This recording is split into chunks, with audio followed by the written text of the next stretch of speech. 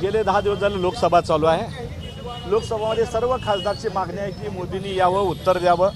पुलगामा हल्ल्यामध्ये काय झालं, सिंदूरमध्ये जे सिंदूर तुम्ही देशाला सांगता त्यामध्ये काय झालं, मोदी हे लोकांसमोर येत नाहीत, सभागृहामध्ये येत नाहीत। आणि ट्रम्पनी सांगितलं की बाबा आपले 5 फायर डिमांड पाडलेले आहेत।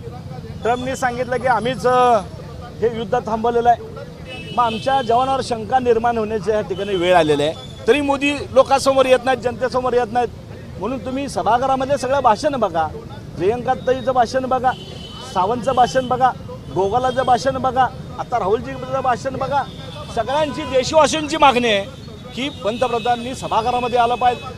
तुम्ही इकडे सभागृह चालू असताना देशाच्या बाहेर विदेशी दौरे करता, त्यामुळे ह्या संबंध देशातील या ठिकाणी खासदार एकवटले आणि गेले 10 दिवस झालं त्या ठिकाणी सभागृह बंद पाडण्याचं काम केलं।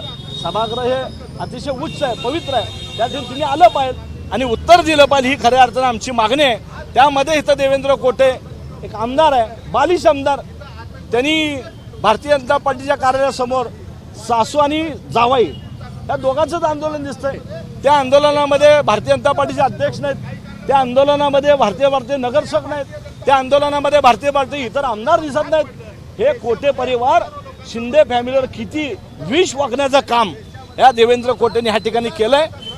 मी म्हणतो तो भारतीय जनता पार्टीचं आंदोलन नव्हतं, वैयक्तिक कोटेचं आंदोलन होतं। ज्या तईवर तुम्ही बघता 2 दिवस झालं तईचं भाषण गाजतंय, ते त्यांना मिरची लागल्यासारखं झालंय। त्यामुळे हे आंदोलन देवेंद्र कोटे यांनी घेतलेलं आहे। मग सोडत तर उत्तर त्यांच्या तोंडात चपल्या मारण्याचं काम आमच्या सर्व काँग्रेस पक्षाच्या या ठिकाणी केलं आहे। आम्हाला तईचा अभिमान आहे, राहुलजी गांधींचा अभिमान आहे। देशामधल्या सर्वस्व सभागृहामध्ये बोलत असताना आमच्या सगळ्याची मागणी आहे की मोदींनी आलं पाहिजे आणि उत्तर दिलं पाहिजे। तुम्ही तिथं जाता, पाकिस्तानमध्ये जाऊन बिर्याणी खाता आणि इथं लोकांना भडकवता। मोदी आता तुमचा चेहरा पडदा फास झालेला आहे। त्यामुळे पुलगामा हल्ला असेल किंवा सिंदूर असेल, तुम्ही सभागृहामध्ये हिंमत असेल तर उत्तर द्या, ही आमची या ठिकाणी प्रमुख सगळ्यांची मागणी आहे।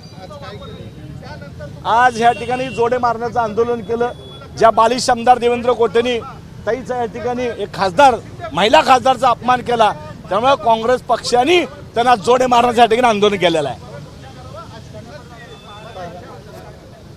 का सरकार हमसे डरती है, पुलिस को आगे करती है।